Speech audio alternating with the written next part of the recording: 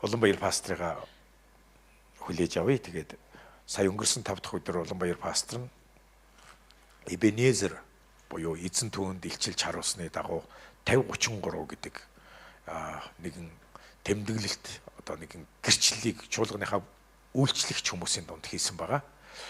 Тэгээд маш өрөөлтөө сайхан дурсамжит цаг байлаа. Тэгээд ямар ч хэлсэн би тэгээд дахиад ханиасаа хүссэн л да чи энийг өнөөдөр юу яриад өгөөч.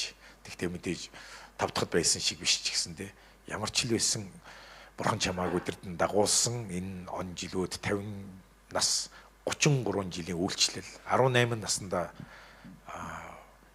Улаанбаяр пастор нь дуудагдсан бурхан түүнийг математикийн сонгоны анги төгсөөд тэгээд их сургууль аваад Улаанбаатар руу явах үед эзэн миний хондийг хариулаарай гэж хэлсэн. Миний хоргонуудыг тийжээ. Тэгээд эзний дуудлагыг аваад 33 жил энэ ургацын талбайд гарсан байна. За тэгээд бүгдээрээ хүлээж авъя. Амен. Шалом, шалом. Тэгээд үнэхээр сайн эзэнтэй билээ бид. Амен. Дэрэгдэх хүндээлдээ бидний бурхан бол сайн бурхан шүү. Итгэмжтэй бурхан.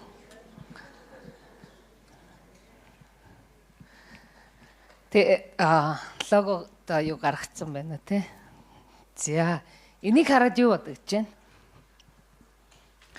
Эбенезер гэж нэг танигдахгүй нэг үг бичигдсэн байгаад байгаа. Тэгээ зарим нь уг нь яг Библиэл дээр байгаа. Таних нь танин. Тэгээ танихгүй байгаад байна. Тэгээ зарим нь хүний нэр гэж утсан юм шиг. За энэ таньж мэдхгүй хүний юмд очиж оролцох уу болох уу гэж яригдсан сураг байсан юм. Тэгэхээр Эбенезер гэж энэ Библиэл дээр байгаа. Библийн ишлэл дотор байгаа. За 1-р Самуэль 7-гийн 12 дээр энэ гарч байна. Тэгээд харагдаж байна уу те? Хамт уншвал эзэн бидэнд энэ газар хүртэл туслав гэж. За ишлэлээр нь харцгаая хамтдаа. Ишлэлээр нь гаргаад өгөрөө. Тэг эзэн үнэхээр бидний туслагч юм аа. Тэгээд Самуэль те Израилийн иш үзүүлэгч Израилийн удирдах Самуэль нэгэн чулуу авч Мизпа Шен хоёрын хооронд тавиад түүнийг Эбенезер гэж нэрлэн дуудаж эзэн бидэнд энэ газар хүртэл туслав гэжээ гинэ. Амен. Тэгээд энэ газар эзэн ялалтыг өгсөн өөрийн ард түмэндээ Израилийн ард түмэн яг энэ Мизпа Шений энэ газар те Мизпад өмнө нь ялагдлыг амсаж үнэхээр бас л хэцүүхэн байсан.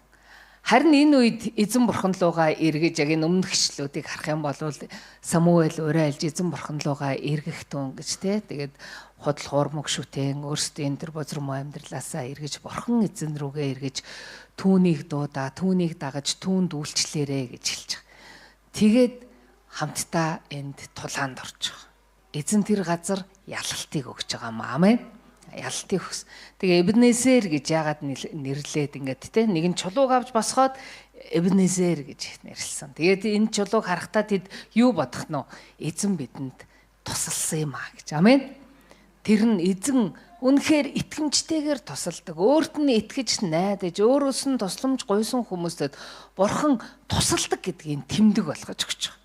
Хойч үед тэрийг сонсон хүмүүс энэ чулууныг хажуугаар явахдаа нөгөө Эбенезер гэж хэлсэн тэр чулуу байна, тэр газар байна. Тэр бурхан үнэхээр тусалдаг юм аа гэж. Амен.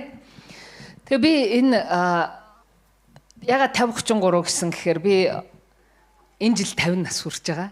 Тэгээд Есүст итгээд яг 33 жил болж байгаа тэр үе маань байгаа.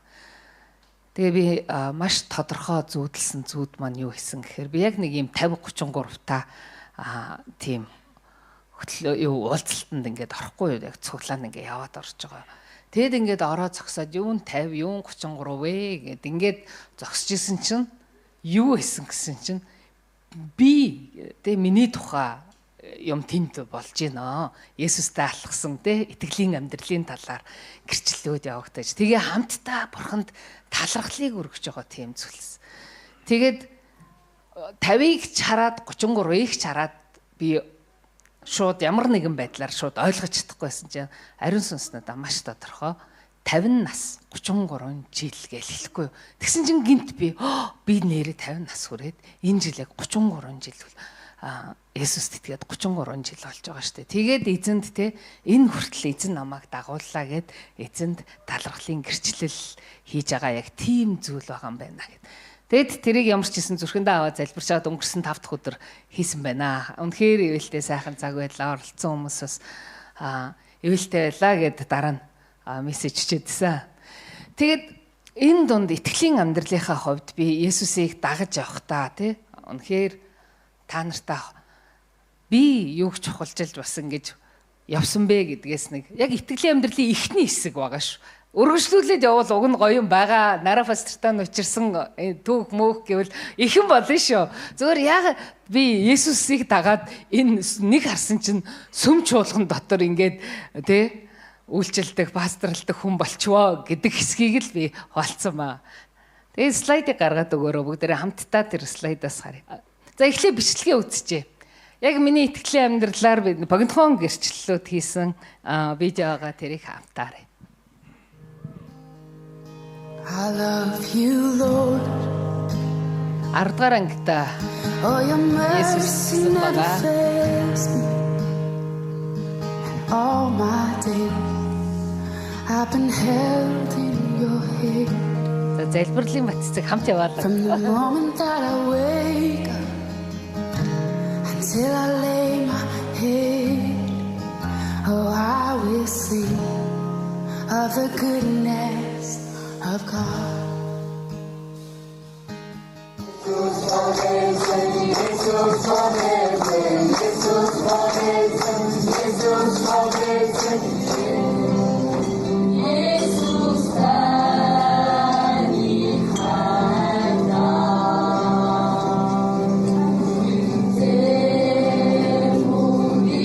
Чимгээ одоо хүртэл чуулгандаа энэ гитар тоглоод багтж байгаа гарнаа ихч вэ. Хамтдаа 93 оноос хойш үйлчилсээр байна.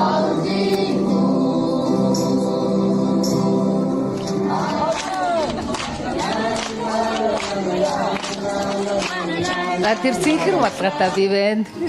Гитар тоглож байгаа Нара пастор байна.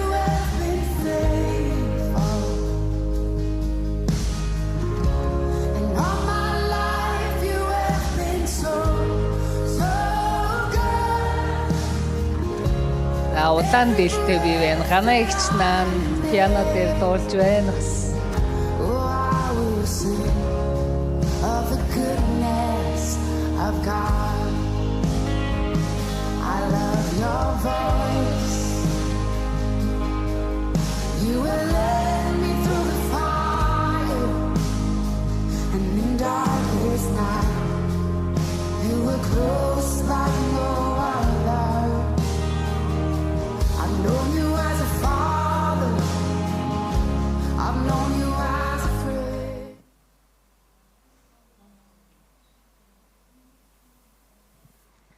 За Оросд бас сайн мэдээ тараагаад явж исэн үе. Дисэнкагийн гадаа том авралын зар тараас явж исэн.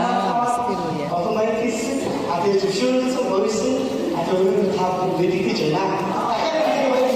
За хоёр пастор ингээд үерхдэг. Ихтэй дээ. Бүгд эзнээс ажлыг бүгд имэйлээр боцоо, мөн хамгаалалтыг боцоо. Эстэтээр аливаа хийж бас цаашдаа аливаа өөр боцоо.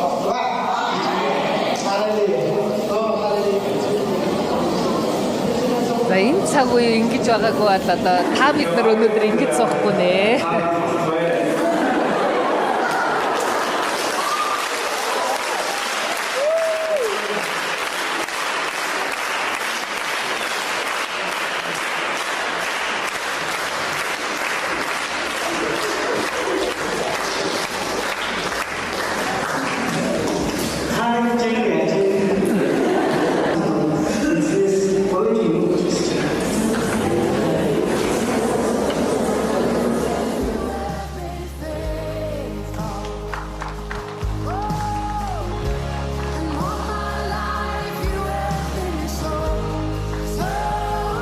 Хормоо дарханд игээд 5 жил дарханд Есүсийн алдар сүмийг байгуулсан.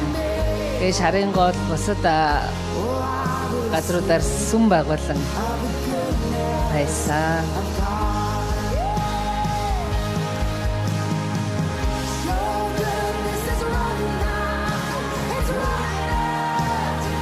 Шарын гол сайн мэдээ таргаа явж байгаа зүйл.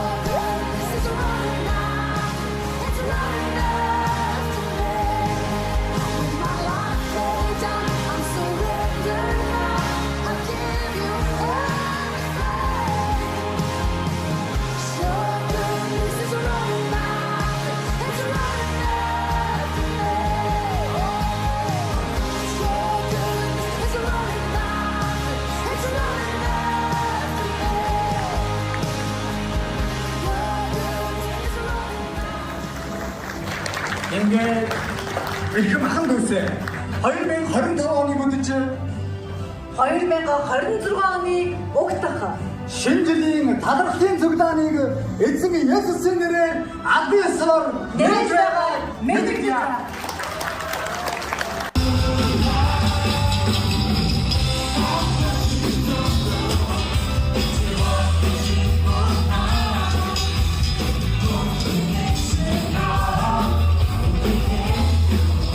За 26 оны Магдалины баг.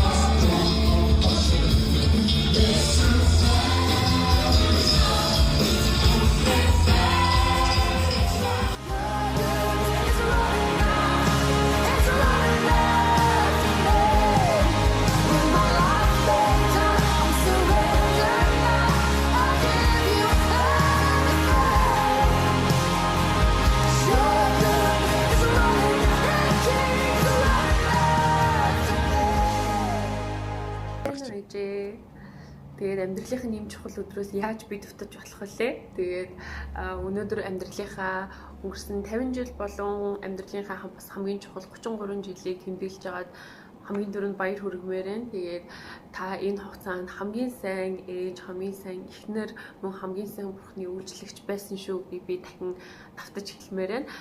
Өнөөдөр бүгдээрээ таны амьдралыг тэмдэглэх гээ таны амьдралдаа тусалсан болон бурханд өгүүлжсэн энэ он жилүүдийг туршиж тэмдэглэж байгаад би бас энд цугларсан байгаа бүх хүмүүст маш их баярлалаа гэж хэлмээр байна. Тэгээд би ээжд баг байхдаа нэг удаа хэлжсэн санагч чинь хүмүүс ингээд ээжийнхаа тухай ярихдаа тэгдэж штэ. Жишээ нь Facebook дээр ч юм уу те ингээд пост оруулаад ээждээ төрсөн өдрийн минь төргий ихтэй та бол дэлхий дээр хамгийн мундаг ээж шүү гэж дандаа тэгж хэлдэг. Тэгээд би тэрийг харахаараа багтаад гэж боддог байхгүй. Яг штэ манай ээж хамгийн мундаг ээж. Энэ хүний ээж манай ээжээс мундаг биш хаа гэж дандаа боддог байсан байхгүй. Яагаад гэх юм бол манай ээж хүн болгон ээжигээ харахтаа ямар үзэсгэлэнтэй, ямар хайр инэрлэр дүүрэн, ямар сайхан ээж вэ, сайхан эмэгтэй вэ гэж хардаг баг. Гэтэ би ингээд ээжийг миний ээж гэдгээс гадна гуравдагч өнцгөөстэй энэ хүн ээж хүний хувьд ямар ээж юм болоо гэд харсан ч манай ээж надад юм төгс юм шиг харагддаг байхгүй юу. Яагаад гэх юм бол ээж хүн гээд хизээч хүүхдүүдэд буруу зүйл хийсэн багт нь өмөрч явдаггүй. Ээж хүн бол яг хүмүүжлийг яг бурхны бас замын дагуу те яг Библиэлд юу гэж байдаг. Энэ хүн зөв хийсэн бол магтаж урамшуулна, буруу хийсэн бол тэрийг засаж залруулна гэд энэ хоёр зүйлийг яг төгс авч явдаг. Тийм болохоор би ээжийн охин болж төрсөндөө бас маш их баяртай байдаг. Тэгээд хизээ нэгэн цагт би эргээд хэнийг ээж болох юм бол би ээжийнхаа одоо байгаагаас юм 50% нь байхад л би ер нь хангалттай сайн ээж байх гэж би боддог. Тийм болохоор жихнээсээ энэ дэлхийн хамгийн сайн ээж байсанд маш их баярлалаа. Тэгээд одоо хүүхдүүд нь өсөж том болоод ихэнх нь бас гэрээсээ нисээд явж байгаа ийм үед аав маань ээжийг маань илүү сайн халамжлаарай. Өнгөрсөн 26-7 жил хүүхдүүдтэй гаргаж ирсэн тэрийг анхаарал халамж сэтгэлээр нь эргээд ээжийг маань бас усалж байгаарай. Тэгээд та хоёр илүү бас нэг нэгэндээ гаргах цаг байдаг болсон баг гэж найдаж байна. Тийм болохоор хамтдаа гараад алхаад амлсан ёсороо бүжгийн дугууланд бас хамт яваарай. Тэгээд ээжтэй хайртай шүү, аавдаа бас хайртай шүү. Өглөөрч ээжийн минь амьдралыг хамтдаа тэмдэглэж баярлж байгаа бүх хүмүүст маш их баярлалаа гэж хэлмээр байна. Үргэлж та нарынхаа хайрыг мэдэрдэг. Тэгээд бас нөгөө талаасаа аав ээж хоёрт маань гаргаж байгаа та нарын сэтгэл, хүндлэл, хайрыг харахтаа үргэлж урамшиж бас эргээ та нарыг хайрлаж өгдөг шүү гэж хэлмээр байна. Хайртай шүү.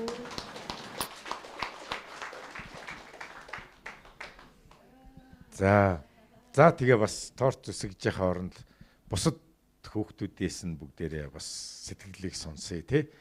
Бас ээжтэйгээ хамгийн ойрхон байсан, өдөр шөнөгөө хамт байсан энэ хүмүүс байгаа. Тэгээд ээжийнхаа бурханд үйлчилж байгаа үйлчлэлийг харахтаа бас тэдэнд авсан үлгэр дуурайл бол урам зориг юу байдаг бол бүгдээрээ сонсъё. За эхлэв.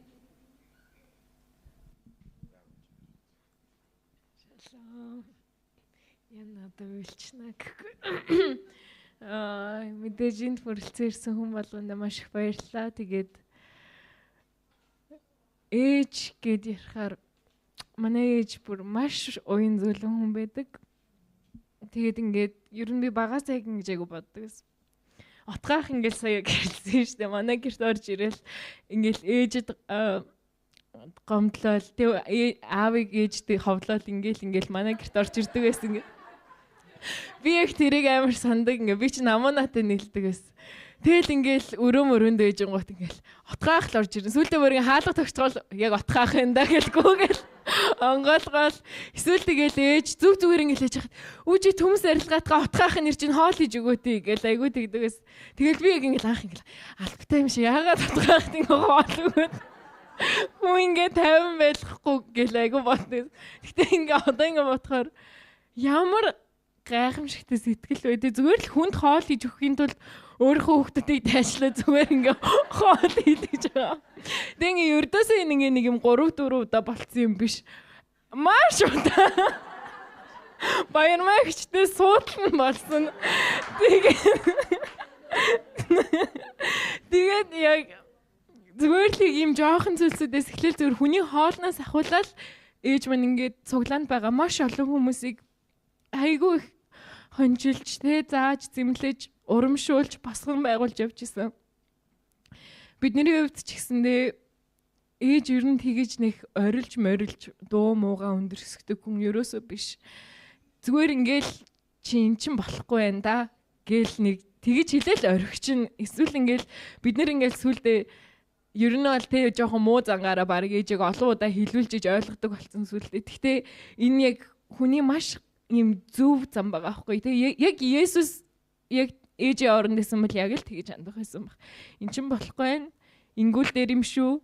Библи юу гэдэг вүлээ? Бурхан юу гэдэг вүлээ? Гэ тэгээд бас ингээ маш олон цуглааны маань хүмүүс манай ээжийг, манай аавыг ингэж хайрлаж байгаад маш их талархдаг.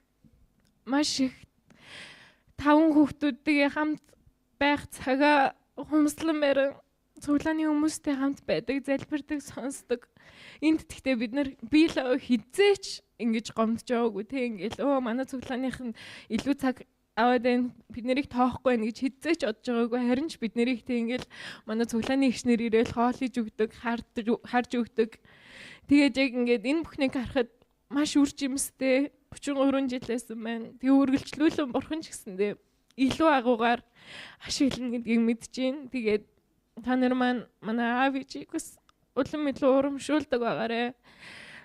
Босгож тэгээ өөрсдийг нас босгож байгуулдаг байгаасаа гэж хүсэж ин мэдээж маш хэцүү цаг үе бас туулдаг манай аав ээж. Сүнслэг дайралтууд улам илүү хончдын илүү их байдаг юм шиг санагддаг.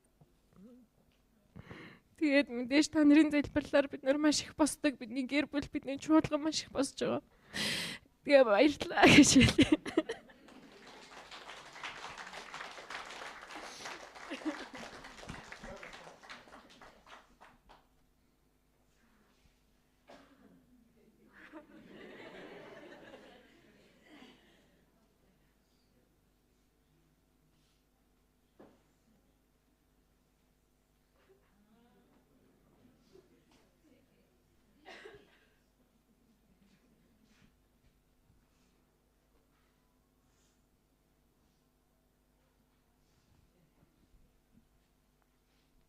Би ер нь гэрийнхнаас хамгийн амар хөлөө хөвгтнө.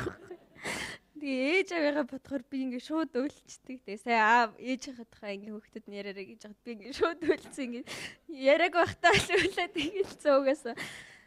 Тэгээ би ингээ би нэг л юм хэлээ. Би ингээ ухаан орсон цагаас ахуулаад манай ээж бол өөрийгөө бодохоос илүү цуглааны хүмүүстэй ингээд илүү цаг гаргаж та нарт ингээд илүү санаа тавьж та нарыг их боддог байсан шүү гэж хэлмээр байна. Тэгээ та нараас буцаагаад манай гэр бүлийг их боддог байсан. Маш их талархаж байна. Тэгээ ээжтэй зөндөө хайртай шүү. Би тэгээд аав ээж ингээл гадаад яваад байх гол шүү дээ. Тэгээ би дандаа ер нь ээж аваагаа тэгэж санаж өөлтгөө байдаг гэсэн. Тэг би их сүйлд ээжигээ явахт нь би ингээ ээжигээ санаж өөлээд би ингээ том болчиход гэртээ ганцаараа байсан нэр. Тэг би ингээ ээжигээ санаад амар их өөлээд би ээжтэйгээ уулзаар санагдав. Тэгээд намайг гомдожсэн бол гэр уучлаар ээж.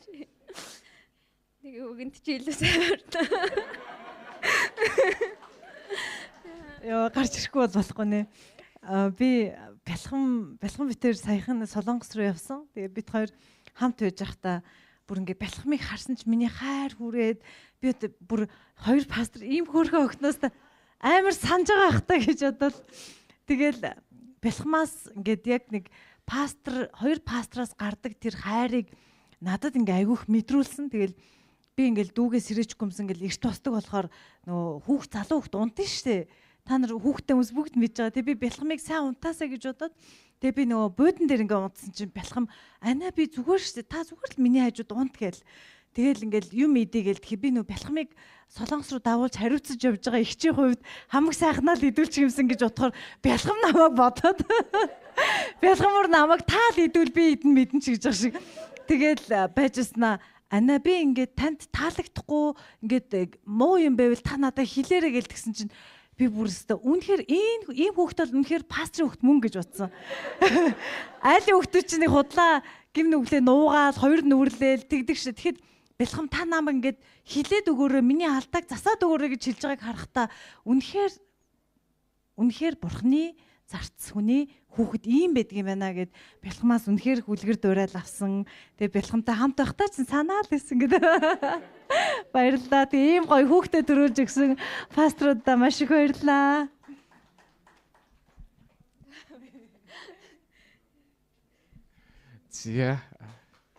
За санаа. За тэгээд энэ гэрээс ер нь ээжтэй хамгийн их санаа нийлдэг нь би яхаа. Тэгэл хамт кино мэнэ үзэн тэгэл зарим нэг удаа бүр хамт гэрээ цэвэрлж байгаа өөр цайлгацсан. Тэгэл одоо ямар ч ээжтэй бол тайвар юм найз чиг хэрэгтэй илүү дутуу юм байвал тэ ярилцаа за ингээ гэл. Тэгээ тэрний хүчиндээс ийм уцтай болсон байгаа. Тэгээд ер нь ээжэд айгүй тослого байгаа шүү. Хэрэгтэй юм байвал залбируулж арай. За тэгэл үйлчлэлийн үед тэгэл өчигдөр тэгэл нөгөө энэ түүхийн бичлэгүүдийг хийгээл эдитлэл яж захтаа ингээл харж байгаа байхгүй юу. Яг ингээл 18 настайгаас хойш ингээл он цагуудаар ингээл энэ тэг бараг ингээ харагдаагүй ч бас бичлэгийг өчигдөр жингээл харлаа гэхгүй. Тэгэл тэнгуут би бодсон байхгүй юу. Маа бэлхэмдүү 18 хүрээд их сургуульд орно гинэ. Яанаа л гэж бодсон байхгүй юу. Энэ хүн одоо яаж одоо тэг ингээл их сургуульд ороод гэд. Тэгээд манай нөгөө намайг ажиллаж байхад манай ажил дээр болохоор нөгөө баристагаар ирнэ анкет бүглэн гэл эртэн би санаа зовол яана энэ одоо бүгэлж чаддаг байгаа. Энэ одоо юм мэдэх болов гэд би бүр дүүгээ дагуулад ингээ очсноо. За мэдхгүй юм бол ах руугаа мессеж хийрээ гэд тэгжсэн байхгүй юу. Тэгсэн чинь тийм хүн 18 настай бэлхмыг ингээ би ингээ санаа зовж явах яг ээжийг яг ингээ 18 настай тэ ингээ яг итгээд ингээ их сургуулаа хайсан гэж бодсон чи яаж чадсан юм болоо гэж бодоод болдгоо бүр. Тэгэл яг ингээ бурхныг тэ яг ингээ итгэмжтэй байдлаар ингээ явж байгааг нь хараад яг ингээ үлгэр дуурайл авч байгаа. Тэгэл одоо нэг Монголд ийм үг гэдэг штэ амжилттай эр хүний ард сайн эхнэр байдгаа гэж. Тэ ер нь тэрүүгээр л та нар харчихгүй тэ. Тэгээд энэ 5 хүүхдийг те яаж ингээд өдий зэрэг төсгөөд тэгснээ нөхрөө бас ийм лаг авч яваад. Тэгээд одоо эргэж хараад 9 бүлгийнхний харах юм бол те үнэхээр яг ингээд тэр үг бүр юу амжилттай эр хүний ард бүр амжилттай баг чуулганы ард болох гэдэг юм уу те. Тэгээд яг ээжийнхээ яг юм итгэмжтэй үйлчлэлийг хараад ингээ маш их сурдаг. Тэгэл нөгөө магтаал загтаал өдөрдох болохоор тэг ээжтэй зарим дуу яриад энэ дуу яг эртний дуу шиг байна. Та мэддэм үү гэд ээжээс асуувал за наа чи ийм дуудаа гэл ингээл заалгуулаад тэгэл магтаалаа өдөрдөг гэсэн. Тэгэл яг та бүхэн устай яг ингээд пасторуудынхаа төлөө яг залбирч байгаарэ. Тэгээд маш их юм золиос гаргаж те одоо ингээл энэ хүүхэд өсөж байгаа хүмүүс нь ойлгож байлгүй те хүүхэд өсөөхөд ямар их золиостой стресстэй байгаа лээ. Хүүхэдгүй байгаа нөхрөө бас арчаатай авч явахад ямар хэцүү байгаа те. Тэгээд тэгж яхад энэ бүхнийг те тэгээд эсийн бүлэг гэж чуулганы авч явж байгаа энэ зүйлийг харахад те ингээд та нар ч гэсэн ингээд те нөгөө Библиэл дээр байгаа штэ гарын өргөлцөх гэх. Тэгээ яг пасторуудынхаа гарыг өргөлцсөөр байгаарэ, өргөлцдөгт баярлаа гэж хэлмээр байна. 1995 оны дахин амьсны баяр Эрдэнэтийн Есүсийн чуулган сүм дээр гана их магтаад өдөрж байна. За битээр гараа баярлаа. Баццэг маань байгаа, их чим маань байгаа бас тав.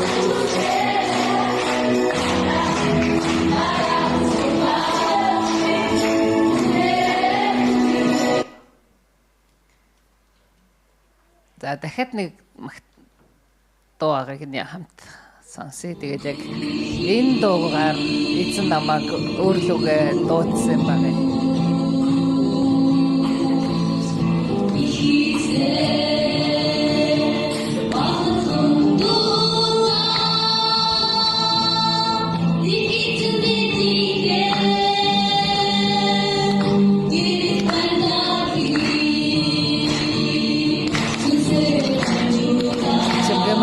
Цогцолтой дээр яг л ингэж гитараа тоглоод магтаалаа өдөрцсөн.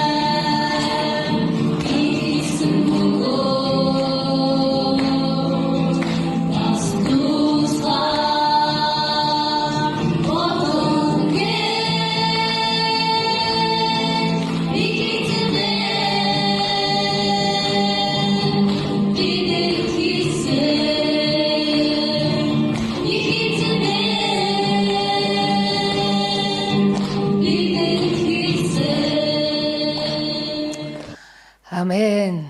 Эзэн бидэнд яг л ийхүү хэлсэн. Амен. Өдөр хамтдаа Мата 28-аас уншицгаая агуу захирамжийг.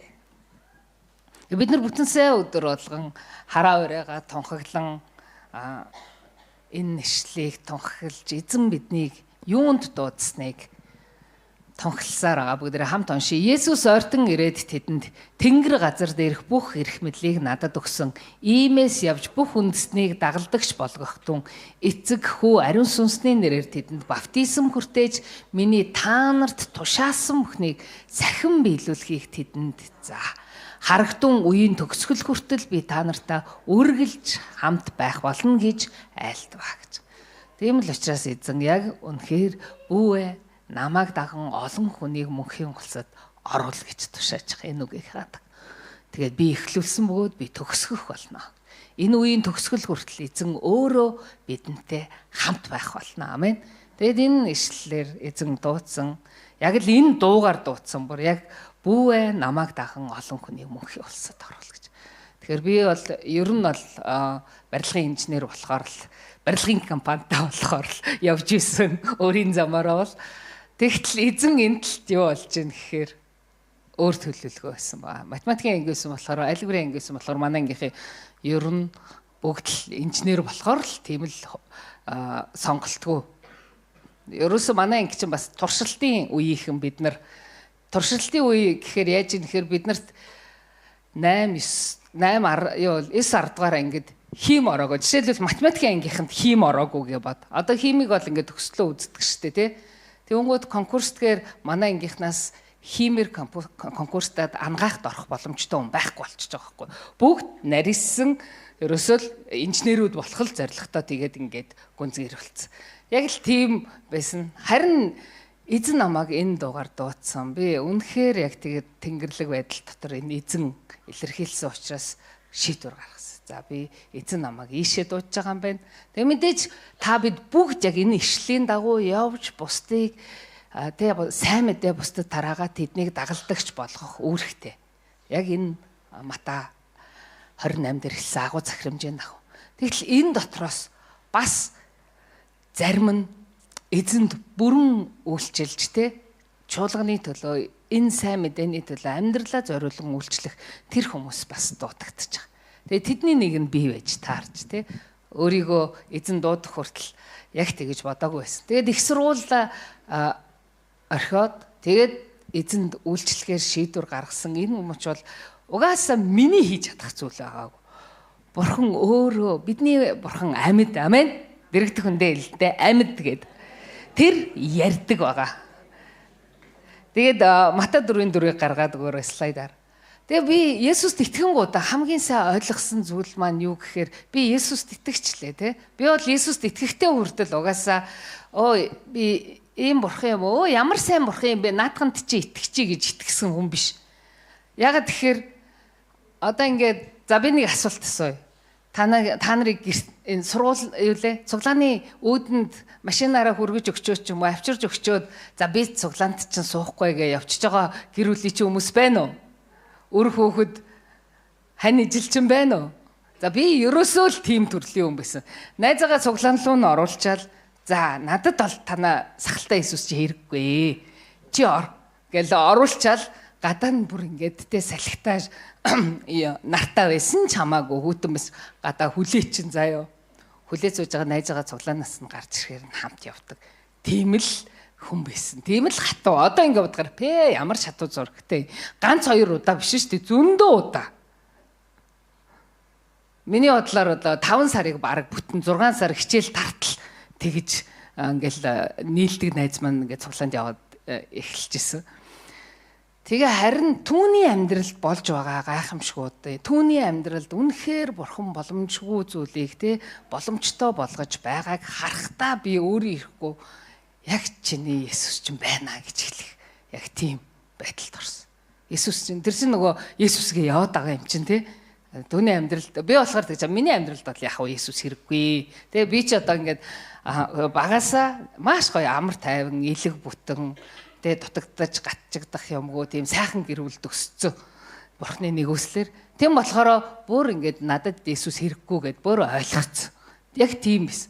Тэгээ найзтай болохоор за яг чамд хэрэгтэй байна гэсэн байдалтай байжсэн. Тэгтэл яг тэр Есүс ямар гайхамшигтайгаар түүний амьдралд ажиллаж байгаа. Бас ганц 2 хүмүүсийн амьдралыг Есүс надаас төрлөөд одоо яваад байгаа хүмүүс өөрчлөгдөж байгааг харж байгаа байхгүй. Хөөх эн чинь бас ийм даруухан болчих гээд. Би чинь бас даруухандаа орно. Тийм байсан. Тэгээд яг би Есүс чинь байна гэж хэлэх мөчөд намайг нэг ерөөсөн юм өчөж авсан. Нөмрөөд авсан. Тэгээ одоо бодохоор ариун сүнслэл байгаа байхгүй. Би одоо Есүсийг хүлээн зөвшөөрөхөөр ариун сүнсчээстэй. Тийм ээ байна гэл ингээл ороод ирж байгаа байхгүй. Тэгэд яг тэр мөчөд Есүсийг хүлээн зүрхэндээ хүлээн авч яг Есүсийн тухай сайн мэдээг яг тэр өдөр сонссон. Яагаад Есүс загалмаа дээр зовтлогдсон гэдгийг хотгоч. Тэгээ би шууд л итгэсэн. За гарцаагүй энэ ямар нэг юм бэ? Үнэхээр тийм байна. Би өөрийгөө гим нүгэлтэй ч гэж хүлээн зөвшөөрөхөд амарх. Яагаад гэвэл тэртээ тэргүүл хүн болгоно л хотлоо хараал явж идэг. Хүн болгоно л тий бодолтоо зүрхэндээ гим нүгэл ийждэг. Нөгөө Библийн хэмжүүрээр, Бурхны хэмжүүрээр харах юм бол гим нүгэл гэдэг чинь бидний боддог шиг биш байна гэдгийг ойлгож. Би ямар хүн алжгүй хүрээ талсан биш. Би нүгэлгүй, би деважинд орно гिचг гэл явдаг байсан шүү дээ. Ер нь бол яг тэгж бодолтой хүмүүс зөндөл итгэсэн. Харин Библи болохоор бүр өөр л. Миний дотроо бодсон, зүрхэндээ бясалгасан тий. Зүрхэндээ тэгэж сэтлэлээр бодогдсон тэр зүйл хүртэл гим нүгэл болж байгаа. Буруу зүйл бодоход. Тэгэхээр бид өөрсдийнхөө хэмжүүрээр ш бурхны хэмжүүрээр өөрийгөө харж яг тэр өдөр гэмшиж Христийг хүлээн авсан байна. Тэгээ тэр өдрөөс хойш эзнийг дагаж яг энэ ишлийг ойлгосон. Биднэрт ганцхан шинэ гэрээ байла. Нартаа шинэ гэрээ гэсэн Библи гэдэг гэсэн тэр байдаг гэсэн. Хуучин гэрээ харах орчуулагдаг. Тэгээ энэ дээр Матай 4:4 дээр юу гэж юм гэхээр хүн зөвхөн талхаар бус бурх харин бурхны амнаас гарах үг бүрээр амьдрнаа гэж. Тэгтэл яг энэ үед 1992 он баггүй юу. За 7 сар гэхэд бол би сайн мэдээ ерөнхийдөө сонсцсон. 5 сараас хойш ингээл ер нь бурхан миний зүрхийг Есүс ингээл хаалгыг чинь тогшиж байна гэдэг дэш тогшоол исэн байгаа байхгүй юу. Тэгээд би бол яг 9 сард бол бүрэн Есүст итгэсэн баг. Тэгээд бурхны амнаас гарах үг бүрээр амьдрна гэж. 1992 он гэхээр нөгөө бид нар картын бараанаас гарч амжсан байсан юм уу юу бараг л тийм үе баг. Тэгээ нөгөө талах гэдэг чинь үг нь идэж уух юм гэдэг чинь тэр зах зээлийн үеэр ямар чухал юм бэ гэдгийг бид тэр үеийнхэн бол ойлгож байгаа шүү дээ. Тэгтэл яг л тэр үед эзэн юу гэж хэлж байна тэгэхээр үгүй хүн зөвхөн идэж уух зүйл биш энэ талахаар биш. Тэгээ зөвхөн тэр биш. Бурхны амнаас гарах бүрээр амьдрд юм а гэдгийг ойлгуулж гисэн. Энэ зүйл миний зүрхэнд бүр хүчтэй босоо талах байлаа гэд би яг амьдрах амьдралаараа бүрэн амьдрдгүй юм байна. Дутуу амьдраад байгаа юм байна гэсэн ойлголт ирж байгаа байхгүй юу. Чин бид нар ингээд яг нэг бүтэн гэж тооцвол нэг зүйлийг хоёр хуваагаад нэг нь хоол хүнс болчлоо нөгөө талд нь бурхны амнаас гарах үг гэдэг юм болчихж байгаа байхгүй. Тэгж тэр хоёр нийлжээж миний амьдрал бүтэн болох юм байна гэдэг ойлголт ирэнгууд нэг дээр нэмэх нэг тэнцүү хоёр гэдэг шиг л яг л толгоонд орж ирж байгаа байхгүй. Тэгэхээр би тал байгаагаа мэдэрч байгаа байхгүй. Тал байна. Би энэ бурхны амнаас гарах үгээр амьдрч эхлэх юм бол би яг нэг амьдрах ёстой тэр жинхэнэ амьдралаар амьдрах юм байна гэсэн ойлголт ирсэн учраас таны үгийг яаж мэдэж яаж таны амнаас гарна гэхээр би шууд сонсох ёстой л гэж ойлгосон. Тийм болохоор таны үгийг яаж сонсож амьдрах юм гээд тэгээд эзний хэлж байгаа, ярьж байгаа, Библиэрээ дамжуулан ойлгуулж байгаа болгонд би дуулууртай байх ёстой юм байна. Тэр бүгдийг дахин амьдрах ёстой юм байна гэдгээ ойлгож дагаж эхэлсэн. Тэгээ эзэн намайг яг л номогдсон. Яг эзнийг дагъя гэвэл нөгөө ариун агчийн минь хэлснээр даруу болоод бүр даруу болж ижил дагна өөр дагах зүйл байхгүй. Яг л энэ яг миний амьдралд бас болсон. Би Есүсийг дагаал эхлэх үед эзэн ажиллаж эхэлсэн. Миний дотор ажиллаж эхэлсэн. Тэгээ нэгүслэр би өнөөдрийн би болсон гэд ишлэг гаргаад өгдөө. Түүний нэгүслэр би одоогийн би болсон гэж би үүнийгээ би маш сайн ойлгодог. Эзний нэгүсэл слайдыг гаргаад өгөрөө тий. Түүний нэгүслэр одоогийн би болсон юм а гэж. Итгэсэн мөчөөс эхлэн бурхан бидний дотор ажиллаж эхэлдэг. Амен. Бидний дотор ажиллаж эхэлдэг. Тэгээд өнөөдөр гэгдэх өдөр өөрийгөө харах юм бол яг л энэ ишлийн дагуу харин бурханы нэгүслэр би одоогийн би болсон. Түүний надад үзүүлсэн нэгүсэл хоосон байгаагүй гэж. Үнэхээр эзэн намайг миний дотор түүнд итгэсэн мөчөөс эхлэн ажиллаж эхэлсэн. Түүнийг даган амьдрахад би ямар байх ёстой? Миний одоо сав гэж бодох юм бол эзний мутардах сав гэж бодох юм бол тэр сав минь хэр бохир байгаа. Эзэн цэвэрлэж эхэлж байгаа. Эзэн бол ваарчин, бид бол түүний мутардах тэр түүний бүтээж байгаа ваар гэж Библиэлд бичсэн байна. Тэгэхээр тэр ваараа хийх гэж байгаа надад яг бурхны хүссэн тэр сав ваар би болгоход саадулж байгаа бүх зүйлүүдийг эзэн авч хайж байгаа. Тэгэд би маш тодорхой анзаарсан зүйл хамгийн нэгдүгээрх нь 16 настай ирнэ амар бардам. Яг л тийм байсан байгаа. Өөртөө таарсан их бардам зантай л ээжтэй гэж одоо харж. Тэгээд яг тэр хүний зүрхэнд байсан зүйлийг эзэн гаргаж ажиллаж эхэлсэн. Тэгэд яг юу болсон гэхээр 10 дугаар анги чинь одоо конкурст гэж байгаа шүү дээ. Тэгээд математикийн анги айлгуурын анги байж байна. Конкурс дөхөж байхад за бараг 4-5 сарын алтад гэсэн үг. Тэгэхээр нэг 2-3 хоногийн орчим би бүр ингээд ямар ч тоо харсан бодож чадахгүй болсон.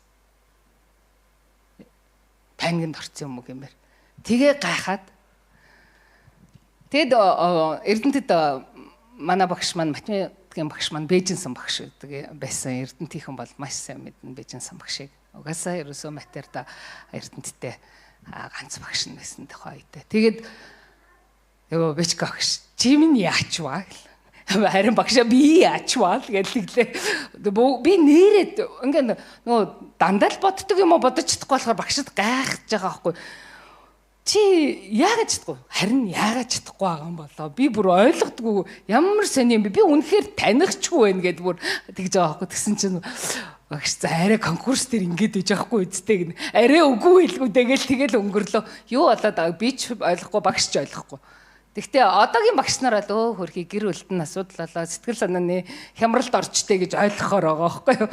Тэгсэн чинь гинт би юу ойлгосон гэхээр яг энэ бүх зүйл эхлэхээс өмнө контролын ажил ингээл байнга л одоо нэг математик анги болохоор бид нар бол өдөрт 3 цаг 4 цаг математик ордог тийм байлээ шүү дээ. Тэгээ хяналтын ажиллаа аваад ингээл ашгүй онц авчиж баярлалаа Иесус гэж тэгчихгүй юу.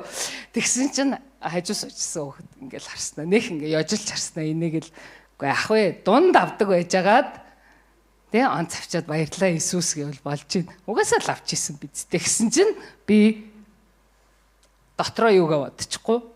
За тийм дээ.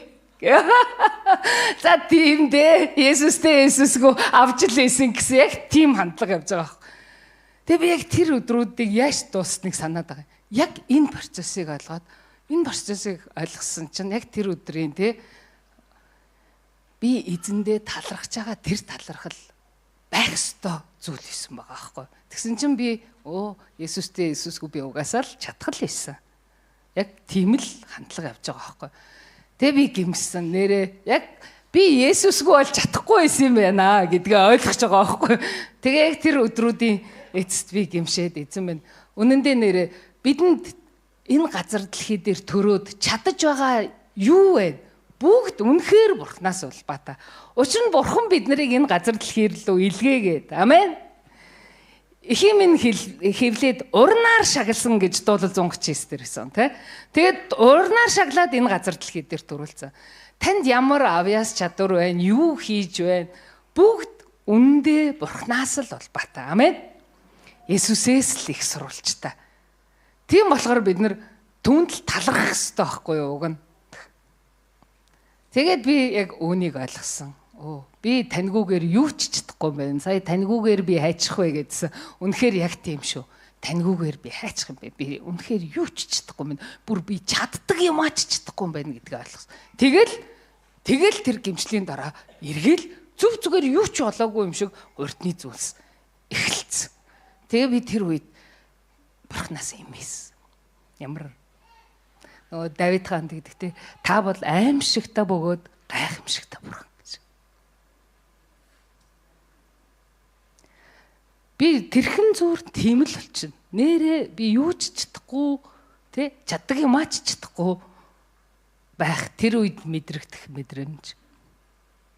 Тэгээ энэ бүгдэд дотор Бурхан цэвэрлж байгаа, харуулж байгаа тий би нөгөө харах ёстой зүйлээ харж чадахгүй, ойлгох ёстой зүйлээ ойлгож чадахгүй байгаа байхгүй Бурханы талаас. Тийм болохоор Бурхан ажиллаж байна. Амен. Түүний нөгөөсөл миний дотор ажиллаж намайг бий болгохоор ингэ ажиллаж байгаа. Тэгээд үнэхээр даруй болсон. За би үнэхээр таньгүйгээр юу ч чадахгүй юм байна. Юу ч чадахгүй юм байна. Тэгээ конкурс дээр шалгалт ингээл өгөөсөжсэн чинь дууссан багшаа болцсон гэл ингээл манайхан чаа бүр ингээм яг математикийн шалгалтын дээр хідэн ингээл гайгүй боддгууд нь яг нэг дор цуглцсан бүгд шипи гэлс бичээл бодоол шипи бичээл тараалгачж байгаа байхгүй юу. Тэгэл ингээл тэр чинь ингээл явал хүүхдүүдэд ингээл хуулах нь хуулаад явна штэ. Гэсэн чинь нэг шипи баригдсан чинь миний шипи гэж тарцсан. Тэгээ ашгүй шалгалтын багш биш Бэжинсэн багш авсан баха. Хараал бичиг таньжаа юм чи хэн бодож явуулсан байна. Тэгэл чимээгөө суужсэн. Тэгсэн тэгэл бас гимшиж байгаа юм чи. За эн чин дахиад буруу юм хийгээд байгаа юм байна те. Уг нь нөгөө эдтэй тусалж гин гэж бодож байгаа шүү дээ. Бид нар чи тэгэл шипи ихтэй ерөөсөө буруу юм хийж байгаа юм шиг боддоггүй байлаа. Тэгснээ яг тэр мөчөө за би буруу юм хийж байгаа юм байна. Тийм болохоор тэр чи энэ дотор бөгнөр сууж байгаад нилээ эдэн шипи зэрэг явуулахад зөвхөн минийх л баригдаж байгаа байхгүй. Тэгэл за хүн болгон эсний өмнө зөв байх ёстой тий. Шудраг байх ёстой гээл ингээл хичээл заагдаал яваад байгаа байхгүй амин. Тэгээ эзэн миний дотор 10 жилийн тэр хүүхдийн дотор л ажиллаж байсан. Ариун сүнсний дуу хоолойг 10 жил байхдаа л за эзэн таны амнаас гарах үгийг яаж сонсох ёстой юм бэ гэд асууж байхад ариун сүнсээрээ дамжуулан бурхан ярьдгийм байна гэж миний дотор өөр нэгэн дуу хоолой байгааг би мэдэж эхэлсэн. Заримдаа нэг ганц хоёр хичээл дээр нэг манайх чи ингээ тоотой хичээл орно, цөөхөн хичээл ордог гэсэн. Тэгээ ихэнх нь л математик орно, физик орно, геометри орно. Тэгээд мэдээлэл зүйн орно. Мэдээлэл зүйн багштай яг тухайн үед бид нэр жоохон манай нийлдэг найзууд дургүйс. Тэгээ суухаар дандаа онц аавна. Улаанбаяр байж ивэл зүгээр л ингээл онц аваал хийж чинь. Таслуул тэгэл тас. Байхгүй бол муу. Тасалчуул муу тавьчихдаг. Тэгээ бид нар бүгдээрээ нэг тийм битгс. Тэгэл жоохон хичээлэн суух дургүй болохоор хаяа таслана. Тэгэл аргалчаараа гэл нэг тэгэл гараал явдаг штеп. Тэгэл би яг тэгэл гараа явсан. Тэгсэн чинь юу болсон гэж гараал ангийнхаа хаалгаар ингээл гарсан чинь миний дотор нэг надаас өөр дуу хоолой заяа. Би чи ингээд өөрийгөө мэдж байгаа ш тэгтэл дотроос чи яг буруу зүйл хийж байна гэсэн. Чи худлаа ярьж байна. Чи өөрөө худлаа яриа зогсохгүй чи хүн худлаа яриулж байна гэл тэгэхгүй юу. Тэгсэн чи яг нэг хин нэг намайг зэмлэж байгаа мэдрэмжийг сонс. Дуу хоолойг сонс. Тэгээ тэр дуу хоолой яг надад дотор сонсогдчихж байгаа юм. Тэгээ би гайхаад эн чи одоо хэн бэ гэд анхны удаа бүр ингээ маш тодорхой ариун сүнсийг сонсч үзсэн. Энэ одоо хэн бэ гэд яг эргүүлэл бодсон чинь би найзтай намайг аргалаараа гэж хэлж байгаа чи худлаа ярьж байгаа л гэсэн үг. Найзгаа багшд худлаа яриулах гэж байгаа л гэсэн үг. Яг гарцаагүй тийм байгаа. Чи худлаа яриа зогсохгүй чи хүнийг худлаа яриулах гэж байна. Тэгэл би яг тэр мөчөд яг нөгөө Есүс. Есүс яг л ингэж ярьдсан байна гэл тэгэл буцаал орсон. Тэгэл тэр үеэс хойш худлаа ярьж болохгүй шүү гэдэг дээр маш том зүгээр ийм жижигхэн зүйл байсан ч л худлаа ярих. Тэгэд Есүсийг дагсан, эзнийг дагсан. Тэгээ сургуулаа орхиод чуулгандаа үйлчилж эхэлсэн. Эзэн миний хондийг тижээ, миний хоргонуудыг хариулах гэсэн эсийн бүлэгтээ үйлчилж байсан. Тэгээд сургуулгүй болсон юм чинь нэг ажил хийх хэрэгтэй болно үстэй. Тэгээд за нэг ажил хийдэ гэж байтал надад ямар ажил ирсэн гэж. Манай ихч ирсэн хүүе багийн сургууль ингээ нарийн бов хийдэг хүн хайж чамаг чи орчооч гэд би нөгөө гадаадуудаа одоо илгэлтийн эцдээс байгаа ингээд амттай бекери хийгээ сурцсан бидний их чинь ингээд тэр 2092 оны ихээр бол зүгээрс та хачин сайхан үнэртэй гоё те одоо жинхэнэ ста тележүр юу мөний тележүр энтрийн гоё бекери шиг тим юм хийж сурцсан юмс. Тэгэл материалын дэвэл гоё хийж чадна. Тэгээ ихч маань чи тэнд ажиллаж ач гэхгүй юу? Хаана ингэ асуусан чинь юу гэж хаана гэж миний төгссөн 10 жилийн эрстэй нөгөө цайны газар. Тэгэл би тэгэж би юу гэж тэгэж доошоо орох юм гिचжээ бас те би юу гэж тэгэж доошоо орох юм. Нөгөө сургуулаа төгсөхдөө ялаа баяртаа сургууль авлаа хаста гэл ингээл явсан хүн шүү те. Тэгэл манайха Эрдэнтийнхэн бол мэдэн төмөрч өдрөгш манай эрхлэгч байсан. Манай матийнхэн стоо сайн, манай айлгөрийнхэн сайн, манай конкурссан болгон сургуулаа авсан. Тэгэл стоо магтаал явуулсан. Тэгэл баяртайгаа явсан. Тэгээ бодохгүй юу? Нэг харсан чинь нөгөөх нь Эрсрэл юу лээ цэний газар орсон чинь ингээл галтгоон дотор хоол хийцэн зогсож чинь тэгэхээр ямар байх вэ? Тэгэл би яг эсний өмнө ирээл би ихчтэй бол шууд тийшээ ажилд орохгүй. Юу гэж тийшээ орж идэв ингээл өнгөрсөн. Тэгтээ эргэж хараад эсний өмнө суухад эзэн намайг чи очиж ажил гэдгийг санаалсан. Тэгээ тэр байдлаар яасан гэж нөгөө хүний дотор байгаа тэр би гэсэн бардамнал бүх юмыг бүр ингэж байхгүй болгож байгаа. Тэгтээ би бодож байгаа байхгүй юу? Эцэс би өөр 10 жилд очиод 10 жилийн цайны газар ажилласан ч уг нь даруу болно шүү дээ. Яагаад заавал миний төгссөн сургууль гэж. Яг л тэр газар тэр хамаг хормон унтсан сугддагдах ёстой байгаа. Тэр л газар байж яг бүрэн цэвэрлэгдэх ёстой байгаа. Бурхан бидний дотор ингэж ийхүү ажиллахыг хүсдэг. Бид дахгүй юу гэдэг шийдвэр бол үргэлж бидэнд байдаг. Би мэдээж үгүй бид наа чи ажиллахгүй гэж явна. Тэгвэл би өөрийнхөө замаар явна. Тэгтэл миний сонгосон зам юу гэж Есүсийг даган олон хүнийг мөнхийн улсад оруулах гад би өөрийнхөө мөрөөдж исэн тэ бүр 6 дугаар ангиасаа бид нэр тэр мянган бодлогын номыг бодоод конкурсанд бэлдээд тэгж гүнзгийрч исэн хүмүүс. Тэгээд тэр бүгдийг орхиод Есүсийн замаар шитгэр явсан юм чи одоо тэн дээр ирснээ үгүй гэж хэлж чадахгүй байхгүй. Тэгээ Есүсийг дагсан. Тэгэл эзнийг би бүр гайхширсан. Би хизээч миний санаанд ороогүй зүйлийг хийлэгдэг бурхан гэж би бурханыг ол өөртөө нэрлсэн. Тийм учраас бурхан надаар юу ч хийлгэж магадгүй юм байна гэдэг байдалд бэлэн болсон. Гэхдээ бурханы хийлгэж байгаа зүйл нь үнэхээр гайхалтай. Амен. Тухайн үедээ ойлгомжгүй үрд өнгөө юм шиг санагдж байсан ч эцэст нь хамгийн сайнаар ажилдаг бурхан. Амен. Эцэст нь хамгийн сайнаар ажилдаг. Тэгээ би их сургуулаа орхихдаа бурханд хэлсэн. Бурхан минь би бол сургуультаа явах дуртай.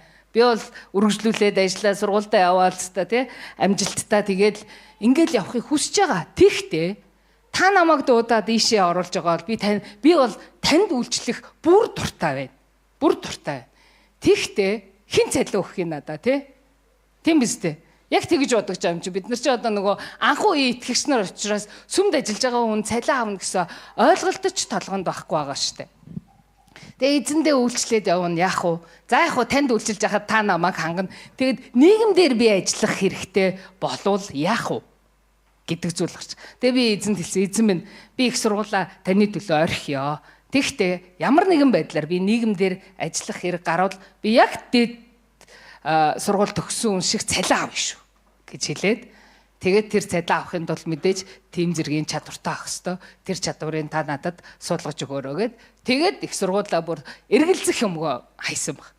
Тэгэл эзэнд үйлчлээд явсан. Эзэнд үйлчлээд явж хахад би тэгээд эзэнд үйлчлээд явж хахад угаасаа эзэн тэ өөрөө хангана гэдэгт бол маш итгэлтэй. Тэгээ явж байгаад яг бид нар дарханд 5 жил үйлчилсэн гэж сая видеон дээр хэлсэн те 5 жил үйлчлсэний дараа хэсэг хугацаанд дараагийн дуудлага юу вэ гэд те одоо ёстой Есүсийн хаанчил гэдэг сүмийг хаана байгуулах ёстой юм бэ? Энэ сүм нэг нэр байсан тэгэл эзнийг хүлээж ирсэн. Тэр хооронд ажил хийх хэрэгтэй болсон. Тэгээ тэр хооронд эзэн итгэмжтэйгээр гайхалтайгаар ажилласан. Бас гайхалтайгаар ажиллаад би Эрдэнэтэд нэг олон улсын байгууллагын салбарын захирал хийдэг байхгүй. Тэгээ бүр ингээд тийшээ би намайг ажилд авна гэдгийг сонсоол би үгүй би салбарын би захирал хийж чадахгүй гэсэн. Би захирал хийж чадахгүй гэд. Тэгээд ямар ч байсан чамааг тэр гадаад хүн асуугаад байна гэд пастор хэлэхгүй юу. Тэгэхээр би эзний өмнө нэрээ залбирсан. Эзэн минь би чадах юм уу чадахгүй юм уу? Та чадна гэвэл би чадна ойлгомжтой тий. Яг тэгвэл эзэн таныг чадна гэж хэлж байгаа бол бид чадна. Филиппой 4:13 тий. Надад хүчийг олгогч түүгээр би бүгдийг хийж чадна. Тэгээ би эзэнд залбираад эзэн та намайг чадна гэж байгаа бол тий би чаднаа. Тэгэл яг энэ Филиппой ишлийг тунхаглал. За тэгээд намайг чадна гэж бодож байгаа бол тэр хүн бүр намайг гэртээ сууж яхад бариад авах холтгой гээл залбирслуусаагүй утас дуграал тэгээд уцаа авсан чинь манай ихчийн гэрийн утас дугарж байгаа шүү. Уцаа авсан чинь тэр нөгөө гадаад хүн над руу ярьж байгаа байхгүй. Намайг бариад авч байгаа байхгүй энэ нэгсэн. Тэгээ би тэнд ингээд их хугацаа 1 жил орчим ажилласан. Ажиллаж байхад аав маань тэгсэн юм ярьж байгаад цалин байлан ярьж исэн чинь хөөх миний охин чинь ааваасаа агш нараасаа илүү цалин аваад байгаа юм шүү гэлтэгдэг байхгүй. Тэр үед надад ямар гоё мэдрэмж ирсэн гэж. Есүсээр бүр ингээ бахархмаар миний эзнэрээ ийм л итгэмжтэй. Мэдээж их сургуулаа хайжаад ах эгч нар бол үнэхээр толгоонд нь ингээд би их сургуулаа хайжаад ойлгож хүлээж авч чадахгүй байгаа байхгүй юу. Манай нэг ах болохоор 10 жилээ алтан медальтай төгссөн. Их сургуулаа алтан медальтай нөгөө улаан дипломтой төгссөн ах байдаг. Тэр бол бүр ингээд бүр ойлгож чадахгүй. Чи эмэгтэй хүүхэд штэ гэд надад гэж байгаа байхгүй. Чи эмэгтэй хүүхэд штэ. Их сургуулаа ингэж хайж болохгүй. Тэ их сургууль заавал сурах ёстой гэ. Тэгээ би бол гүрийч чаа юм чинь тэгсэн чинь. За ингээл чиний амьдрал дуусаа гэж надад хэлчихсэн. Дуусаа.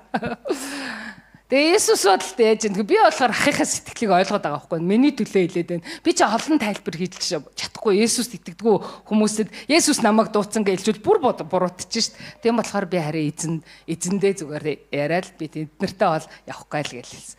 Тэгээд тэр үед эзэн ичгүүрийн минь арилгасан гэдэг өгнөд Библиэлд байдаг те. Эзэн итгэмжтэй байж бүхий л ичгүүрийг арилгасан. Эзэн намайг дуудаад өөртөө үйлчлүүлээд явхдаа эзэн амлалтанда үргэлж итгэмжтэйсэн. Бит хоёрын хийсэн гэрээ болгонд эзэн итгэмжтэйсэн. Бүр ямар гайхамшигтай итгэмжт байгаа юм бэ? Бүр миний бодож санаж төсөөлгөөс ч илүүгээр эзэн тийм итгэмжтэй байгааг харсан. Тийм болохоор бидний эзэн өнөөдөр гих өдөр болгоно тэр Эбенезер яахгүй юу? Амен. Эзэн бидэнд тусалдаг эзэн. Тийм болохоор та нар минь эзэндээ үргэлж итгэж эзнээсээ зурсаар агаараа. За бүгдээ хамтдаа нэг ишлэгийг уншаад тэгээд нараа пастрыг өрөө. Тэгээд энд хүртэл гэсэн слайдыг гаргаад өгөөрөө. Дэд хууль 4:4 дээр ингэж бичсэн байгаа. Харин эзэн бурхнаасаа зуурч байсан та бүхэн л өнөөдөр амьд байна гэж. Бидний үед нөгөө хуучин гэрээ орчуулагдаагүй байсан учраас энэ ишлэл байгаагүй л дээ. Гэхдээ яг л энэ зүйл бидний амьдралд болчихсон. Ийм зүйл л болдгийм байна гэдгийг ойлгосон. Би эзэндээ итгэж, Есүстэй итгэж, Есүсээс зуурсаар байгаа мөч болгондоо үргэлжил амьдээдэг. Би түүнээс үргэлж хамааралтай байж хамт амьдрсаар байгаа мөч болгондоо л би үргэлж амьдах. Тийм учраас биднэрт эзнээсээ иргэн буцаж, эзнээсээ төөрөн одох ямар ч шалтгаан байхгүйгээр үргэлж эзнийг сонгож аамаа. Тэгэд энд хүртэл тусалсан эзэн өнөөдөр гэгдэх өдөр бүрт чинь итгэмжит эзэн байх болно. Амен. Тэгээд эзэн Есүстэй итгэж түүнээс үргэлж зурсаар агаараа. Амен. Үргэлж зурсаар агаараа. Тэг өнөөдрийн биеийг эзэн бий болгодог. Бас нэг чухал зүйл Есүст итгэсэн амьдралдаа ойлгож дагсан зүйл маань боол эзнийхээ өмнө унж, эзнийхээ л өмнө босдог юм байна. Эзэн нь босгох чадaltaй учраас би боол нь зогсож байдаг гэж. Амен. Тэгэд бид нар ялангуяа Есүсийн тухай сайн мэдээний 4 номыг уншиж байхад Есүс биднийг зарц гэдгийг маш тодорхой хэлж байгаа. Тэгээд эзэн нь хаана вэ? Боол зарц нь тэнд байдгаа гэдгийг би ойлгосон. Үнэн дээр яг ингэ бодохоор би өөрийгөө боол зарц гэж бодогч дургуул байсан юм байна. Тэгж бодчих үзээгүй тийм л үеэсэн баг. Тэгтэл би яг Есүст итгэнгүүт Есүс яг миний эзэн юм байна. Тэгвэл би боол шиг байвал яг эзнийгээ дандаа даах хэрэгтэй байгаа байхгүй. Тэгээд тэр слайдыг гаргаад өгөөрэй. Боол эзнийхээ өмнө л ундаг гэж. Тэгээд Ром 14:4 дээр тий юу гэж ütсэн гэхээр тэр боол өөрийн эзнийхээ өмнө зогсдог эсвэл ундаг. Эзэн түүнийг босгох чадaltaй учир тэр зогсох болно гэж. Амен. Тийм учраас бид итгэлийн амьдралдаа явж байхдаа бүдэрч ундаг. Гэхдээ унлаа гэд өнөөдөр босоо зогссон байгаа нь миний сайных биш ээ гэдгийг л ойлгох хэрэгтэй. Үүнийг би ойлгосон. Эзэн нь босгох чадaltaй учраас Бурхан намайг үргэлж босгодог. Амен. Бурханы нэгүсэл, уучлал, хайр намайг босгодог. Би харин бүдэрч унсан бол босоод гимшээд зогсох хэрэгтэй. Тэгээд зогсож байгаа нь хүртэл юу гэнэ үү? Эзнээс нь байгаа байхгүй юу? Амен. Эзэн босгох чадaltaй учраас бид босоод зогссон байдаг юм аа. Тийм болохоор цаг хугацаа алдахгүйгээр зүгээр эзэн босгох чадaltaй. Тийм учраас бүдрээд унсан байсан ч бүдэрч унаал би өстой ийм тийм гэж өөрийгөө ялалж их тэгж удаан битээ яв. Тэгж явах нь угаасаа бид Бурхан тэр нөгөө өөрийнхөө намайг босгодог эзэндээ намайг уучлан нэгүсэлдэг эзэндээ итгэж найдахгүй байгаагийн шинж тэмдэг байгаа даа. Харин Бурхан эзэндээ итгээд бүдэрч унсан бол тэрнээс ирэх уучлал нэгүсэлд итгээд гимшээд босоод хурдан хувцаагүй байл хурдан дагаал яв. Амен. Тэгээ эзэн маш сайн эзэнтэй шүү бид. Тийм болохоор бидний эзнийг Эбенезер гэж тэд Самуэль хэлэн тэ эзэн бидэнд энэ хүртэл тусалсан юм аа гэж тунхагласан баг. Тийм болохоор би өнөөдөр бас яг энэ Эбенезер гэдэг үгийг яагаад онцлоод байна гэхээр бид нар шинэ юмыг сурахаар аваа сурчдаг да. Үргэлж энэ үгээр дамжуулан эзэн надад гарцаагүй туслана гэж үргэлж итгэж. Амен. Тэр эзэн гэдгийг үргэлж энэ ялалтыг байгуулах үедээ хэлсэн. Таны амьдралд эзэнтэй хамт байхад бүхий л ялалтууд байх болно. Тэгээд та эзний өмнө нэгэн өдөр жинхэнэ утгаараа тэнгэрт зогсох болно. Амен. Халелуя.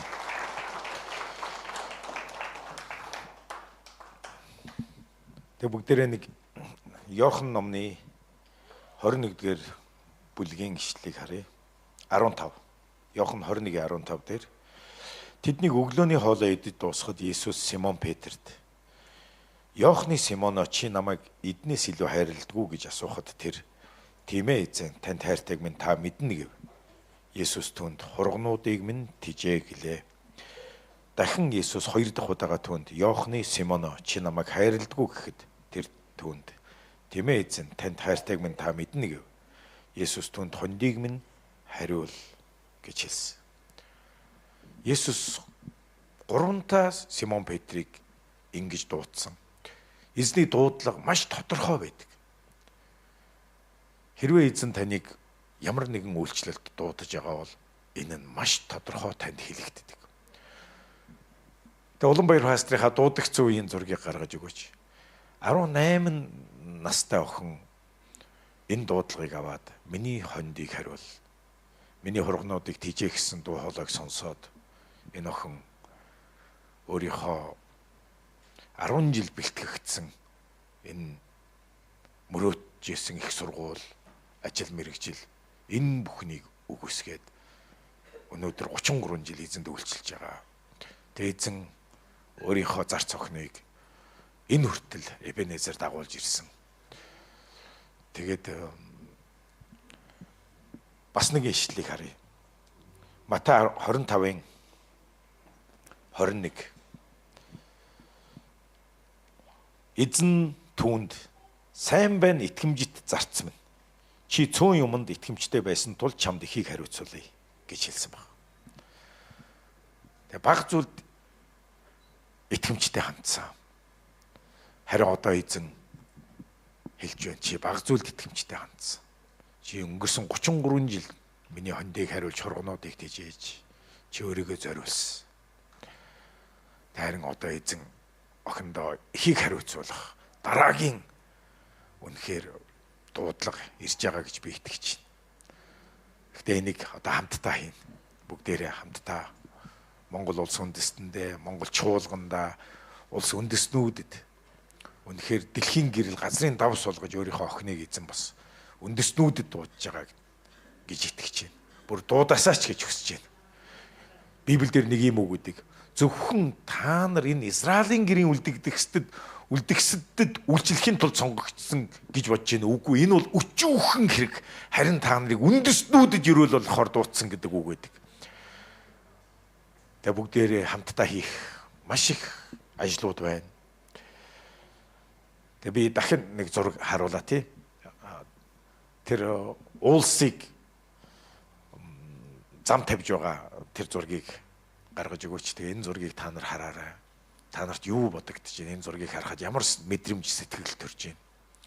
Анхан үеийн илгээлтийн эзэд, анхан үеийн итгэгч нар, анхан үеийн пасторууд, чуулганы ахлагчид, магтаалын удирдагчид, зуусан залбирагчид анхан үеийнхэн маань анх 1990 онд сайн мэдээ Монголд орж ирэх үед яг л энийг та нар хүний зүрх сэтгэл гэж та нар хардаа. Библиэлд хүний зүрх сэтгэлийг ингэж хэлсэн байдаг. Хатаж хангасан цөл шиг. Эсвэл зарим хүний зүрх сэтгэлийг чулуунаас хатав. Зарим хүмүүсийн зүрх сэтгэл, бодол санаа, бардамнал, ихэрхэл цэцэрлэгийг Христийн мэдлэгийн эсрэг тэрслэгч хүчрхэг цайц шиг тэр өндөр бүр гитлэшгүй тэр өндөр уул шиг тэр бардамлыг хэлсэн байдаг. Ихэмсэг зан чинь бүр үйлсэд тулсан ч гэсэн үг байдаг. Эзэн түүнийг буулгана гэсэн үг байдаг. Тэгэд өнөөдөр анхан үеийнхэн маань яг хүмүүсийн зүрх сэтгэлд ажилласан чуулган номлож чуулганы тэр хүмүүсийг хончлно гэдэг бол тэдний зүрх сэтгэлтэй ажиллаж байгаа. Зарим хүмүүсийн зүрх сэтгэл гомдол, хорсол, үзэн ядалтаар дүүрсэн байдаг. Уур хилэнгээр дүүрсэн. Эсвэл завхай, тачаал, бузар, шунал, аллах, хүчирхийлэл, залмиг, хар санаа бүхий л бузар муухагаар дүүрсэн. Яг гэвэл энэ ертөнцид үнэхээр төөрсөн юу хийж байгаач мэдэхгүй явж идэг. Тэгэд анхан үеийнхэн сайн мэдээг тунхаглаж, эзний үгийг зааж үнэхээр хүмүүсийн зүрх сэтгэлтэй ажилласан. Яг энэ зам гаргаж байгаа юм байна. Бас нийгмийг 90-ад оны үед сайн мэдээ Монголд орж ирэхэд маш их гудамжны хөөгтүүд байсан. Тараншаа дүүрэн хүмүүс байдаг байсан. Гудамжинд тасарч унсан хүмүүс хаасайг байдаг байсан. Өглөө эрт 6 гээл 7 гээл гарахад ажилдаа сургуульдаа явж байхад энэ тэн цогтой хүмүүс тасраа унтсан хүмүүс байдаг байсан. Хаасайгүй баар, хаасайгүй цогтой хүмүүс. Тэг анхуу итгэгч нар энэ баарууд хаагдаж, кофе шоп, ресторан, хоолны газар болоосоо залуучууд цагаа өнгөрөх гоё газар шүү дээ. Олон сүм байгуулагдаасаа залбирдаг байсан. Бид нэр мацаг бариад хоолоогоо сөйтөл бид нэр Монголын бүх аймагт сүм байгуулагдаасаа бүх сүмтэй болоосоо гэж залбирдаг байсан. Харин одоо Монголд 600 гаруй сүм чуулган бий болсон. Анхан үеийнхэн чинь дуудагдаал Христэд итгээл эсийн бүлэг удирдаал сарын дотор Христэд итгээл шууд өөрсдийнхөө орон нутаг руу пастор сүм чуулган тарихаар хуучин гэрээч орчуулагдаагүй. Бүтэн Библийг мэдэхгүй хүмүүс очдөг байсан. Анхан үеийн зарим пасторууд цуглааны өмнө гарч ирээд юу номлохоо мэдэхгүй зүгээр Библийг бариад та нар энэнд итгэжтэй гэж уйлдаг байсан. Өөр номлож мэдэхгүй. Ийм цаг үеэс төдийгөөс өдий хүртэл Эбенезер эзэн Монгол чуулганыг энэ хүртэл аваад ирсэн. Харин бид одоо үргэлжлүүлэн хэл хязгаараа тэлж Монгол чуулганы нийгмийн салбаруудад дуудагдсан маш олон хүмүүс гараад иржээ. Улс төрийн талбарт, эдийн засаг, урлаг, спортын талбарт олон алдартнууд олон эзэнт хайртай эзний апостол, илч болсон, иш үзүүлэгч болсон, сайн мэдээ тунхлагч болсон хончид багш нар аль хэдийн одоо та нарын дунд сууж байна. Эзэн ямар итгэвчтэй юм бэ? Эзэн юучгүйгээс энэ газар өнгөрсөн 30 гаруй жил Монгол чуулганыг таныг биднийг энэ газар аваад ирч. Эбенезер. Үнэхээр одоо бүгдээрээ хэл хязгаараа улам дэлцгээе. Манлайллаа, нөлөөллөө, сайн мэдээг дагалдуултаа бүгдээрээ Монголоо аврагдахыг харахыг хүсэж байна. Үнэхээр хамгийн зөвхт шудраг ерөнхийлөгчд, улсын хурлын гишүүд, хамгийн гайхалтай нийгмээ манлайлсан бизнесмэнүүд. Үнэхээр эзний хаанчлал, эзний чуулганы төлөө өгөхийн төлөө бизнес эхэлсэн хүмүүс одоо аль хэдийн гараад ирсэн байна. Өнөөдөр бидний дунд ямар гайхалтай нэгэн бурхны бас зарц монголчуудын хайрыг булаасан энэ урлагийн од Ариуна ихч маань ингээ бидний дунд ингээ даруу сгагдаа сууж байна. Ямар агуу вэ? Тэгч маань өстө нэрээ өөрийн гэсэн магтаалын багтаа болохыг мөрөөж байгаа. Та нар минь залбирч байгаарай. Өөрийн гэсэн бага бүрдүүлээд дэлхийн тавцанд гарч ирээс Монгол чуулганы тайзан дээр эзний алдрыг тунхаглахаар гараасан. Тэгээ ерөөч бүгдээрээ залбирцгаая, бүгдээрээ итгэцгээе, бүгдээрээ ажил хэрэгээ үйлсээ, хэл хязгаараа тэлцгээе, үржимсээ 30 60 100 дахин ургуулцгаая бүгдээрээ. Бүгдээр хамтдаа босцооё. Халелуя Иесус. Үнэхээр төдийгөөс өдий хүртэл та биднийг дагуулад ирсэн байж тээ. Өнөөдөр та бидний олонх нь өнөөдөр амьд байхгүй, аль хэдийн үхсэн байх ч хүн энд байгаа. Гэтэл өнөөдөр та амьд байгаад өнөөдрийг хүртэл эзний нэгүслэр эзэн таныг Эбенезер энэ газар аваад ирлээ штэ ах дүүсээ. Эзэн алдар шиг. Эзэнний хүсэл биелэг. Бүгдээрээ эзэнд амьдралаа зориулцгаая. Эзэнд хувь тавилангаа өгцгөөе. Эзэн Есүс Христэд үлдсэн бүх амьдралаа даатхан түүнд дуулууртайгаар түүний үгээр амьдрцгаая. Ирж байгаа өдөр хоногуудыг чи эзэн бурхан ерөөх болтугай.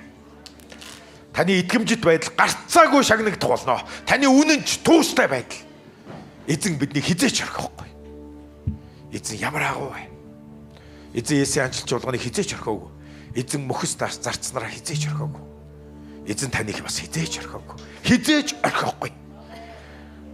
Монголч болгоны ив нэгдэл агуу байх болтугай. Та бидний ив нэгдэл агуу байх болтугай. Бидний үр хүүхдүүд эзэнд агуугаар үйлчлэх болтугай. Үнэхээр нүд үзээгүй чих сонсоогүй хүний санаанд ороогүй агуу гайхамшигтай юр бусын нэгэн иш үзүүлэгч монголчуудын талаар ингэж иш үзүүлсэн. Урд өмнө нь газар дэлхий дээр урд өмнө нь хизээж алхаж байгаагүй юр бусын тослогдсон хүмүүсийн нэгэн хэсэг нь Монгол чуулганаас энэ үндэснээс төрөх болно гэж. Тэд бол хүчтэй ширүүн дайчид.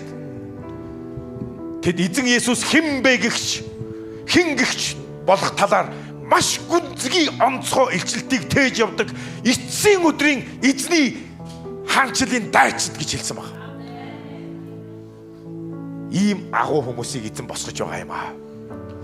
Бид бас дараагийн үеийг өрөөж дараагийн үедээ энэ бүхийг даатгаж шилжүүлж байгаа юм аа. Халелуя. Тарын киборд дээр сууж байгаа охиныг хардаа 18 настай. Тэгээ 18 настай Улаанбаяр пастрын чи эзэн миний хондыг хариулгээд дуудсан. Өнөөдөр төрөөсөн охин 18 нас хүрсэн энд сууж байна. Төрөөсөн хүн энд гитар тоглоо сууж байна. Энд байгаа бөмбөрчин залуу аав ээжийг нь анх сүмд ирснийг би санаж байна. Үерхлээс нь хамт байсан. Гэтэл одоо үр хүүхдэн төрөөд энэ бөмбөр дээр сууж байна. Бөмбөрөө тоглоод дуулж байгааг би хараад бүр гайхаад баршгүй. Манай гүнжээ байна. Бараг төрхөөс нь мэдэн дээ. Харин илхаас нь ингээл сүмд явсан хүүхдэд. Одоо чимгээ мэн одоо энэ өнгөрсөн 30 гаруй жил 33 жил Улаанбаяр пастортайгаа хамт магтаалд үйлчилж. Батцэцэг пастор нь зуушин залбирлын өдөрдөгч Батцэцэг ахлагч нь байж, ганаа маань байж. Энэ өнгөрсөн 30 гаруй жил энэ хүмүүсийн нэгдэл ямар агуу вэ? Ямар их зүйлийг туулсан бол ямар их. Гэхдээ энэ нөхөрлөл өнөөдрийг хүртэл үр хүүхдүүдтэйгээ хамт үйлчлээ сууж байна. Тэ бүгдээрээ дараагийн үеэ эзэн рүү дагуулцгаая. Бүгдээрээ эзнийхээ алдрын төлөө амьдралаа эзэнд өргөе. Өнөөдөр бид нар ер нь өргөлөө өргөхдөө зөвхөн мөнгө өргөдөггүй шүү дээ. Амьдралаа өргөдөг. Бид итгэлээ өгдөг. Бид хайраа өгдөг. Бид бүх найдвараа эзэн тавьдаг. Бид өргөлөөр дамжуулан эзэнтэйгээ гэрээ байгуулдаг. Эзэнд өөрийнхөө ажиллаж, хөдөлмөрлөж бид үнэхээр зовж, хөдөлмөрлөж олж ирсэн өргөл болон 11 эзэнд өргөхдөө эзэн охиноо өрөөгөөч, хүүгээ өрөөгөөч. Хүүгийн хорон гэрийг байгуулж өгөөч. Хилэд гарыг минь тэлж өгөөч эзэн минь. Тэнгэрийн цонхоо нээж өгөөч. Хүүгээ ивэл юрэлээ сууг болгож өгөөч гэж бид эзэнтэйгээ гэрээнд ордог. Тэгээ өнөөдөр бүгдээрээ эзний алдрын төлөө эзэн таны өргөлийг хүлээж авах болтугай. Эзэн таны өргөлийг бүр таалан өрөөж таныг эдгэх болтугай. Таны сэтгэлийг амраах болтугай. Таны гарыг амраах болтугай. Хүн зөвхөн духныхаа хөслөө бүр туслуулан зов зүдрэн талхаа болж иддэг биш. Харин Христ дотор бүх юм хөнгөн байдаг. Бид залхуурахгүй. Бид үнэхээр өглөөс орой хүртэл зүтгэн хөдөлмөрлөн гэхдээ баяр хөөртэй. Бидний гарын үлсийг эзэн өрөөж. Эзэн тэнгэрийн цонхоо нээж. Эзэн бидэнд үзүүлэх хിവэлээ 30 60 100 дахин тэрнээс жагуугаар юр бусын арга замуудаар тэр биднийг хооллон ундлаж хувцлахал болно. Амен. Бүгдээрээ эзэн дуулцгаая. Тэрж байгаа 7 хоногт чи эзэн өрөөх болтугай. Тийм ээ. Эзэн алдрыг өргөцгөөе. Таны нэрээр унаа хүнлэхдээ. Эзэн залбираарай. Эзнээс асуугаарай. Эзэн минь таны төлөө би юу хийх вэ гэж. Эзэн минь би таны төлөө яаж хийх вэ гэж. Таны төлөө би хинтээ хамтрах вэ гэж. Таны төлөө би хаашаа явах вэ? Юу хийх вэ? Таны төлөө би юуг ярих вэ? Би юуг хүсэх ёстой юм бэ аваа? Би таны төлөө юуг өргөх ёстой юм бэ гэж асуугаарай. Тэгээд эзний сануусныг хийгээд